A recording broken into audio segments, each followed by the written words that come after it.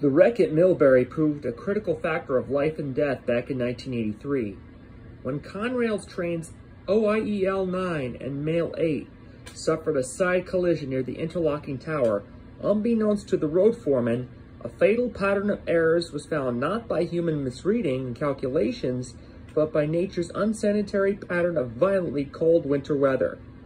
The two GP40 units, numbers 3190 and 3211, suffered critical and fatal frame and body damages and would be sent to the scrapyard for a $50,000 lawsuit.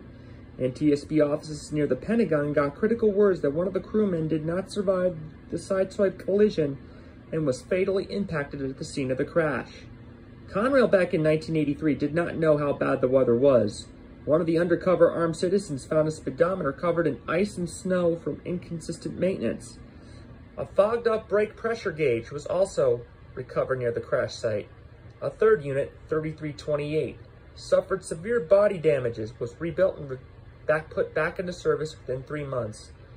The NTSB confirmed that the foggy speedometer was confirmed being the cause of the disaster.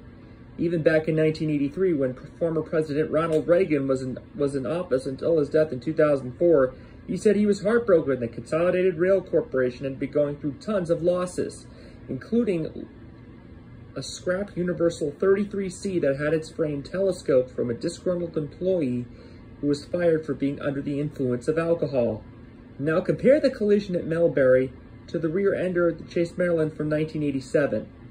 People from the Pentagon could not emphasize stricter regulations for road foremen and couldn't emphasize the saying cunning corners is an absolute no means no, regardless of history and experience. David Martin, CBS News, The Pentagon.